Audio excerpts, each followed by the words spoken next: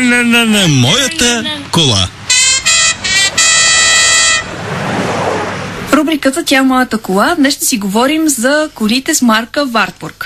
И в студиото съм поканила да ни говорят за марката, както и за собствените си истории с техните любими коли Борис Тасков, вокалиста на група Perfect Stranger, както и председателят на клуба Wartburg за Стара Загора Ивайло Шишманов. Здравейте! Здравейте! Здравейте от мен!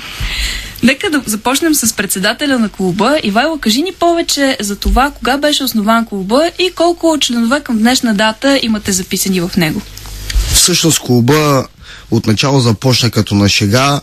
Запознахме се няколко притежатели на такива автомобили и във времето съответно се разрастваше като брой на членовете. Имаме си собствен уебсайт wtpower.com, където се регистрират членове от цяла България. Организират се ежегодни събори, също организираме срещи на регионално ниво тук.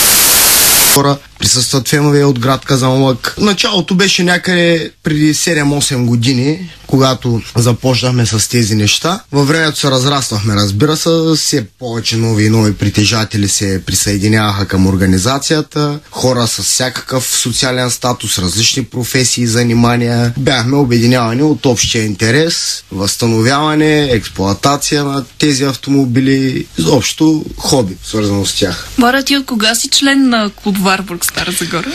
Сега ще се помъча сетено, може би малко след създаването на клуба.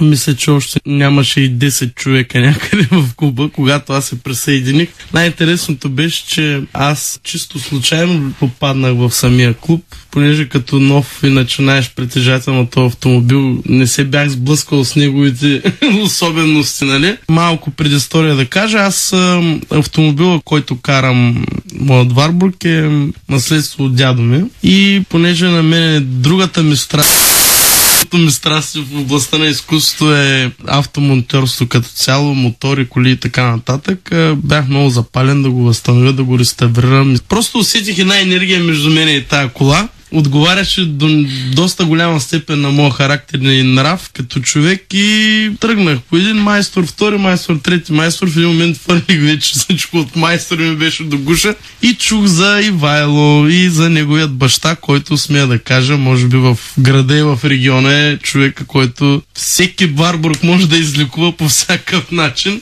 И така отидох при Ивайло, запознахме се и той в последствие, ето ми помогна с някои неща да оправим и каза, що не станеш член. И нещата така завъртяха, че почнахме да движим заедно с колите насаме натам. Какво се случва при ежегодните срещи? Изобщо те с фиксирана дата ли са или се уточнява по време на самата година? Срещите се провеждат всяка година на пролет в началото на май месец и там се събират не само автомобили Wartburg, а и източноевропейски автомобили. Срещите се провеждат обикновено около Гергьов ден. Присъстват много голям брой автомобили. Може би около 100-150 автомобила се събират от цяла България. Съборите обикновено са 3-дневни и са изпълнени с всякакъв вид емоции. Има и различни награди и конкурси за участниците, за най-добър вид, за най-бърза кола и така нататък. С всяка следваща година все повече фенове се събират и присъстват на националните събори. Предлагам да влезем сега в любопитната страна на темата. Ивайло, кажи ни, има ли някой от членовете на клуба, който да има повече от един Wartburg или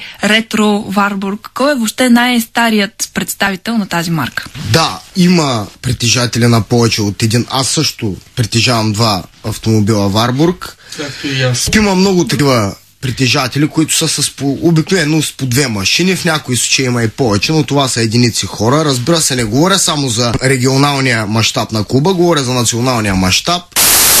Автомобил, който е в нашия клуб, е от 63-та година. Той е по-стар модел Wartburg 312. Човека е от Димитровград. Колата е перфектно реставрирана и дори е ходила на самоход на събор на Wartburg в Германия и до музея. Тя в момента е в движение, така ли? Колата е в движение в абсолютно перфектно състояние. Тя е един от спортните модели, доколкото знам. 312 и 313, не така? 313 е спортния модел купе, а 312 е лимузина с 4 врати. Впечатляващо. Добре, казвате, че имате по повече от една кола. Борят и тази, която си наследил от дядо си, тя какъв модел е? Тя е Warburg 353 Deluxe. Искам само да кажа, че въпросният Warburg от дядо ми, аз катастрофирах с него и се наложи с помощта на Иво и приятели да реставрираме, да направим. Аз купих друго купе, от двата събрах един в един гараж.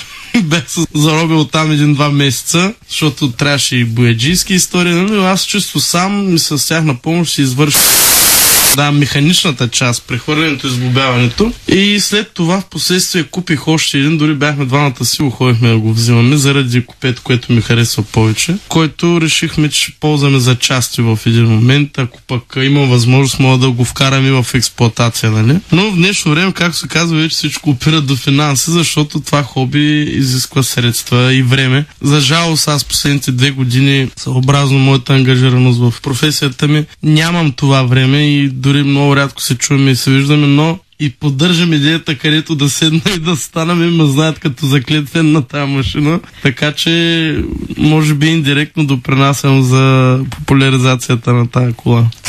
Радио Стара Загора. Ще е мястото на въпроса, защо Warburg? Защо сте избрали именно тази марка? Кои са предимствата и пред всички останали автомобили за вас лично? Ивайло, виждам, че ти нямаш търпение да ми отговориш. Тъй като това е един автомобил, който първо принадлежи на една отминала епоха в автомобилостроението, най-малкото заради двутактовия двигател, който вече не се използва в автомобилостроението. И второ, тъй като тази кола принадлежи към една държава, която вече не съществува. Тоест, това са две неща, които го отличават от масата други автомобили. Тоест, нещо, което ни кара да обърнем внимание на тази кола. Освен това, тя има свой собствен чар и дух при управлението, при експлоатацията. Това са нещата, които нас ни карат да притежаваме такъв автомобил. Тоест, това ни е привлякло вниманието към него.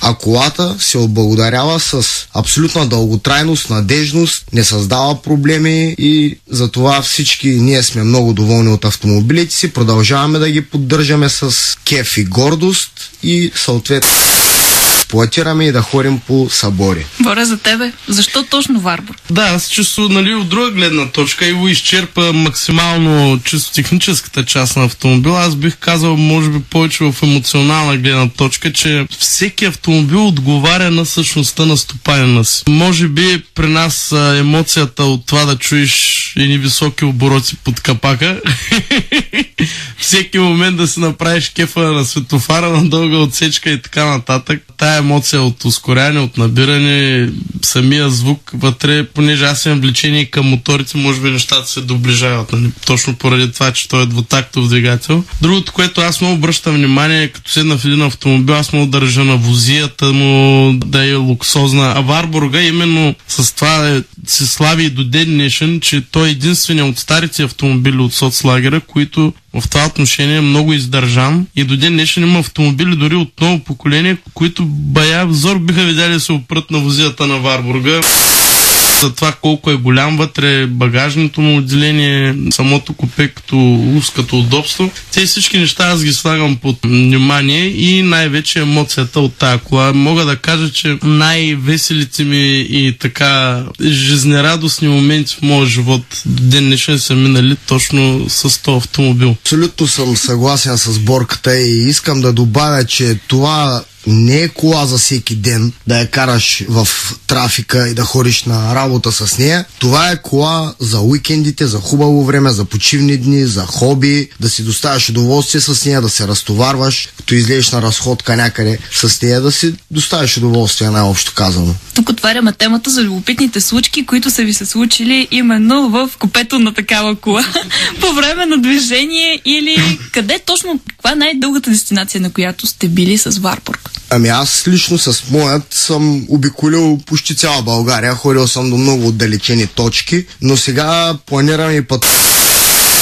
Искам да посетя немски събор на Warburg, също така и завода и музея. Кога ще бъде това събиране? Предполагам до година. Тоест, то се провежда всяка година. Аз планирам да направя пътуването до година. Аз също мога да кажа, че съм обиколил, бих казал, почти цяла България, но наистина имам доста интересни случки с тази кола. Както пък и доста хора знаят, аз не съм заобиколен от компания и т.е. имам свидетели на тези неща, които са се случвали. И до ден днешен дет се вика, още като съберем или на маса, или мен дори да няма те ги разправят тези неща, защото са били свидетели. Първото ми преживяване, изобщо първото ми излизане с тази кола извън града, защото това е може би най-запомнящо се, беше на едно събиране, правим всяка година, на моят приятел барабанист Никола Енев, барабанист на група Авангард. Горе той има една наследствена къща до Трявна, в село Глутници.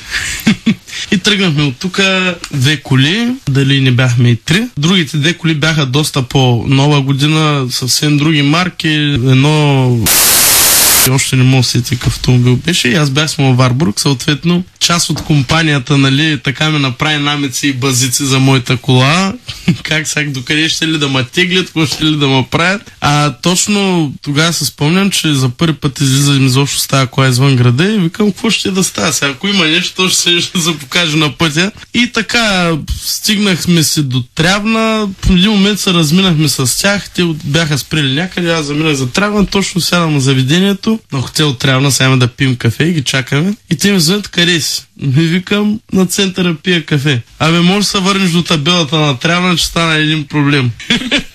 Връщаме се ни, това става лятото. Варбурга е натоварен, съответно аз взех най-много багаж, защото бях с най-голям багажник. Нали, до дупка го напълнихме, пиене и хапване, 5 човека в колата, аз съм си направил музиката вътре, слушаме си, правим си купона. Връщаме се до началото на Трявна и какво да гледаме сега? Въпросното Рено 25 беше в ремък на хидравликата и те не могат да го оправят на пътя.